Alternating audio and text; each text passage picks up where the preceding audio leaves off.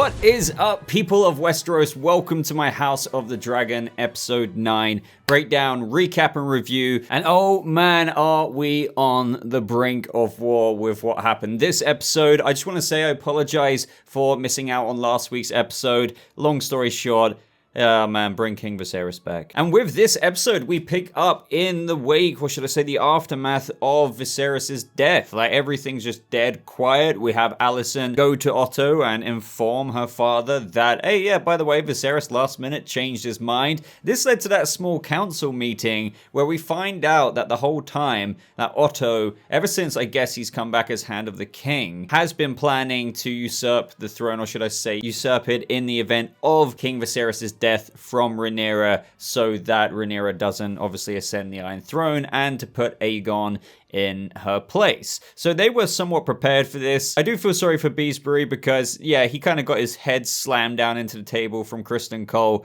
Talk about a character that a lot of us were rooting for at the beginning. He just continues to piss everyone off. Not that I particularly cared about Beesbury, but obviously he was the only one who wanted to stand up for what Viserys wanted. And even Alicent in this moment was, you know, even though Otto announced that there is other plans going on here, she says members of the small council have been operating to secretly install my son without me. And it was in this moment, yet again, referring to those behind the scenes, where even though this is, I guess, what she wants, she wasn't included in it. And it's also been taking place when Viserys was alive. But now she's found out that even if he didn't say those words, all of these little lords in this small council chamber were planning to do this anyway, including her father. So if anything, it shows her the reason why he got his Hand of the King badge taken away, his pin taken away all those years ago from Viserys, was probably well deserved. And there was a lot of reckoning when it came to her and her father this episode. So even towards the end, with referring to her as a little chess piece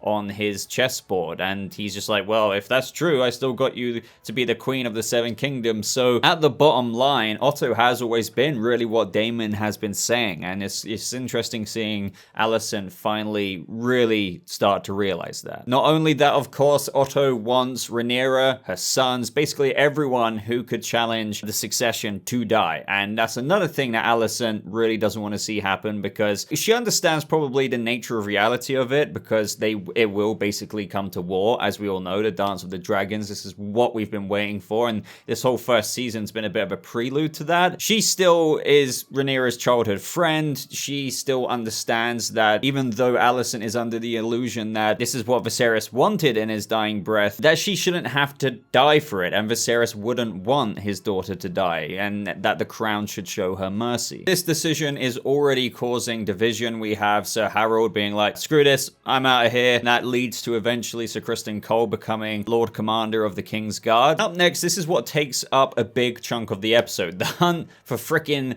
Aegon. And it's also a bit of a race, because we have Otto wanting to find Aegon first, and obviously Alicent, his mother, because they both want to assert their influence on him, because we know with Otto, he's gonna want to influence Aegon to take out Rhaenyra, all of her sons, and Alicent, as we know later, who eventually does get to Aegon first in the carriage on the way to his crowning, she's like, do not listen to my father, do not take his counsel, we must not rule with cruelty. But at the same time, as we were predicting, he seems like a Joffrey Mark II. So this is where we have the Cargill twins, Sir Eric and Sir Auric, going after Aegon, and we have Alicent send Sir Criston Cole, and Aemond volunteers to find his brother, and they go out onto the streets of King's Landing in that hunt. Before we carry on with those scenes, we get a few in-between scenes, such as Otto making sure that all the lords, like, you're gonna follow Aegon, right, in his crowning. You're gonna renounce the oaths that you swore to Rhaenyra. A few of them were resisting initially.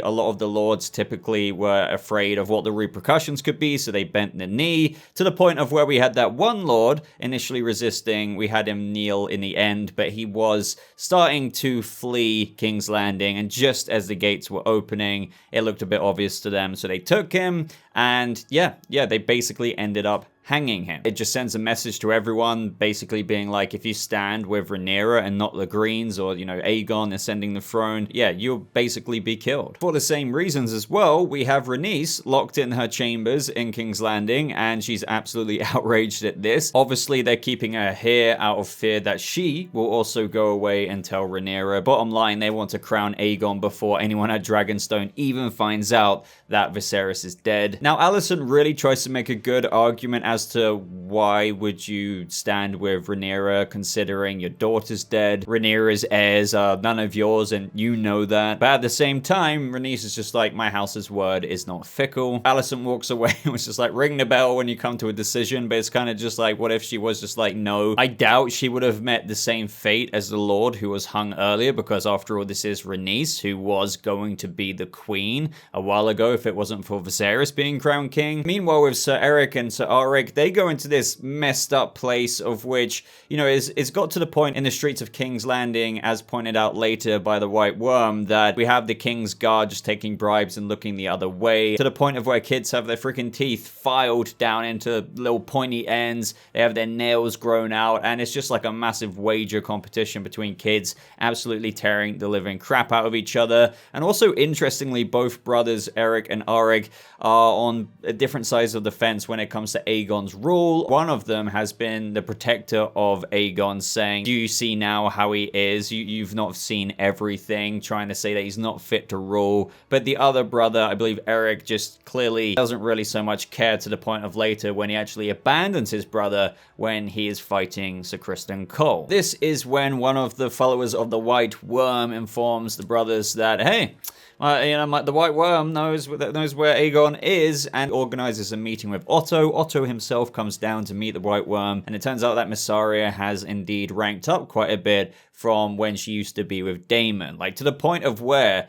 she could quite literally kill Aegon and then prevent him from being king. So in that meeting, she essentially made it so that Otto would agree to keep his word on trying to prevent all of this crap going on in the streets of King's Landing, such as the fights with the kids, telling him, get your gold cloaks to get their shit in order and make things a little bit better. And also wanted to remind him that it was me who allowed Aegon to take the Iron Throne, which is technically true because, quite simply, she could have killed him. So this is where the brothers find Aegon. This is where some shit goes down between Criston and Auric, and Eric, just as I said earlier, walks the other way. We have Aemond apprehend Aegon. We also had Aemond kind of talking about, look, my brother doesn't even want this duty. I'm the one who, trains with the sword, studies philosophy, history, and everything. I should be the ruler. And when we had that moment when he said, just let me go and I'll get on the ship and sail away, you could definitely tell in Aemond's eyes that a little part of him wanted to follow through with that, because he thought, if I did get my brother on the ship, I would be the king. It's going to be interesting to see where things go from here on out, especially likely as we're going to see Aemond not really approve of the way his brother is ruling, because it's not exactly hard to figure out how Aegon is going to rule. This is where we got that scene between Alicent and Otto, a bit of a confrontation, as we were saying earlier, with regards to how she realizes exactly what her father has been doing this whole time since her childhood. Now that she's got Aegon, she has a bit of influence there. She insists that terms be sent to Rhaenyra. Also mentions how Aegon will have the crown of his namesake, so Aegon's crown, also Aegon's handed down sword, Blackfire, which looked awesome, by the way. Pretty sure when replicas get made of that, tons and tons of people are going to buy it. And this is where we got a very, very odd scene with Larys Strong. A lot of people are making like OnlyFans jokes with Alicent because it seems that her payment to him for him to bring information like this. So he essentially said there's a web of spies in the work at the keep, and the way to dissolve that is to essentially kill them all. One of them is her lady in waiting, as he puts it. And so this is where we see that Alicent has got used to a bit of the dirty work, even though she doesn't do it herself.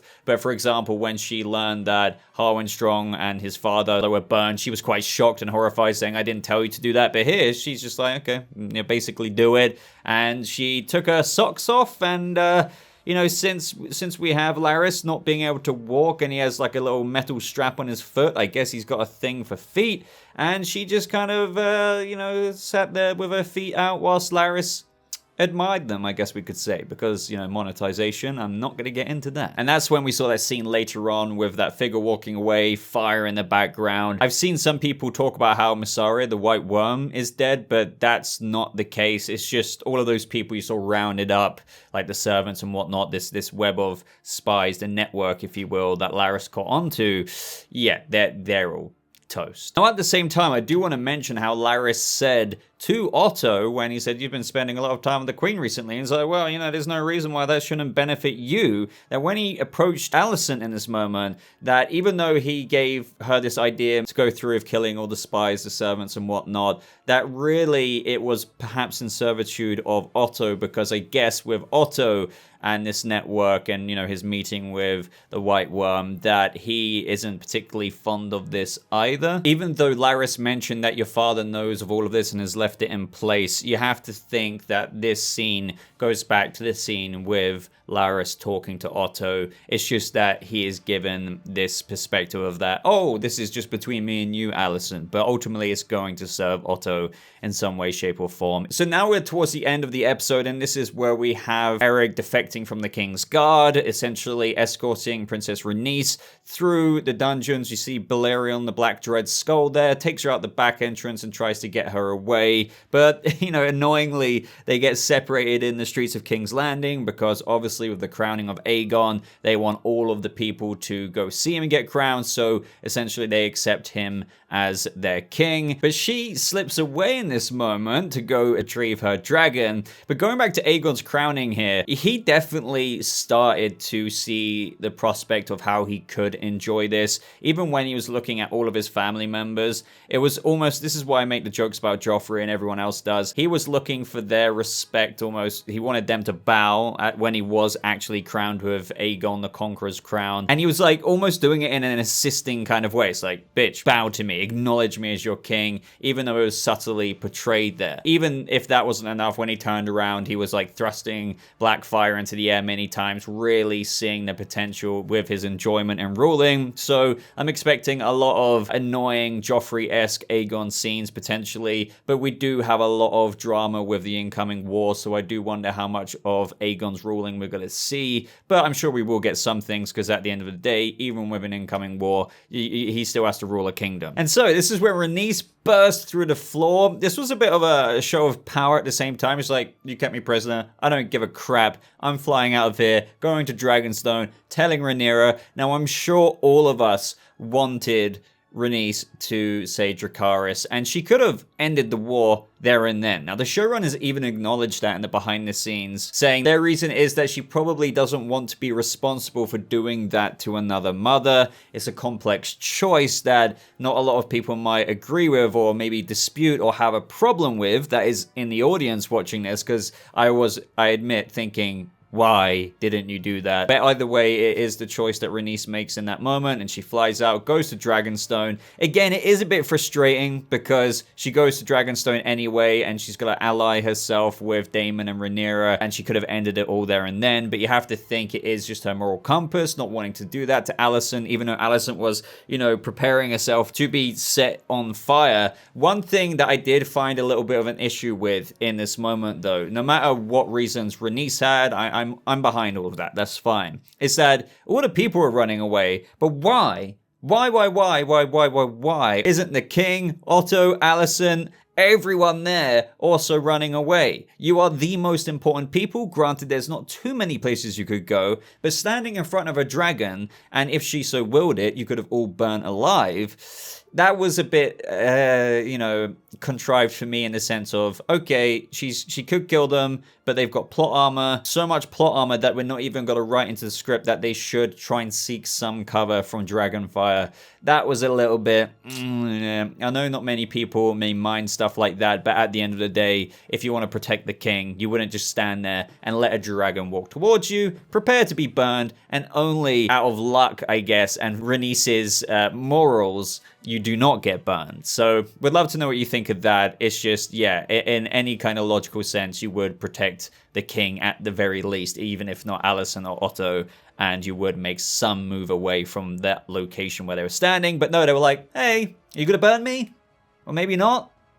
Oh, good thing you didn't burn me, you know? So all in all, that was the episode, and I thoroughly enjoyed it. It really set up the foundations for the war to come. I mean, I know we've been doing that all season long, but this is the real calm before the storm, if you even want to call this the calm. Everything from here on out is going to be pretty hectic. I know next week is the season finale. That's going to be quite an explosive one if you've seen the promo, but I'm going to hold off for 2 seconds before talking about that. But it's really like next episode is going to truly be the catapult that fires the first shot, essentially. And it will hopefully, especially judging by the promo, end this first season of House of the Dragon off with a bang. And I think either way, we all know that this first season's been a really big success, and it had quite a bit of pressure on its shoulders to do some kind of spin-off show from Game of Thrones, which was, you know, say what you will about the last few seasons, it was still one of the biggest shows. So yeah, I feel like they've done a good job, and this episode was quite a tense one and gets everyone looking forward to just how the next episode is going to end the first season. So let me know what you think there, but for those of you who saw the promo, want to dive into the promo for just a couple of seconds here. Oh man, lots of dragons, and it looks like things are really kicking off. I mean, I know I've said that 1,000 times, but it looks like we are getting that battle over Storm's End, I believe, with Viserys, Luke, and Aemond, Vhagar. And Vhagar's looking a bit older now. Like, I think she's got like a little bit of a sag of her skin underneath her snout, her dragon snout, if you will. But either way, I don't think Viserys's dragon is going to compare to Vhagar. Everyone's getting ready for battle. Everyone who's at Rhaenyra's side, as Rhaenys says in the trailer, is encouraging her to plunge the realm into war, which I understand why. Daemon is like, you cannot bend the knee to the Hightowers. We see the Dragonstone map on the table, except it's like lit up, and I found that really cool. It kind of reminds me of the One Ring, you know, when it's brought to fire, you see the black speech of Mordor like woven into the ring. It's kind of a similar thing to that. We see that good old Eric is swearing his loyalty to Rhaenyra, and ultimately the biggest thing I think out of this trailer is seeing Viserys fly on his dragon, and then obviously we have Aemond with Vhagar. I think that's going to be an explosive battle in the finale, but not only that, the repercussions, without spoiling anything for those of you who don't know what will take place here, will, again, I know I've said kicked off, but like if things weren't already kicked off, the results of what will happen here in these clips that you're seeing on screen right now, oh man, it's going to kick it into not only first gear, second gear, third gear, fourth gear, fifth gear for the war to come. And it's probably going to make us look forward to season 2 quite a lot. So let me know what you thought of this episode, guys. What are you most looking forward to see in the finale of House of the Dragon? What was your favorite part of this episode? Do you have any theories? Of course, I know this is an adaptation, so a lot of us may know where certain big plot points are going, but with the somewhat ambiguity, or should I say obscurity, with the Dance of Dragons, it does allow this show to kind of fill some blanks in, so to speak. So if you have any extra ideas for where things could go, do let me know your responses there down in the comments. Other than that, would really appreciate a like on this video. It helps me out a bunch. But thank you so much for watching. I hope you all have a lovely rest of your day, and I'll see you people of Westeros in the next video. Goodbye.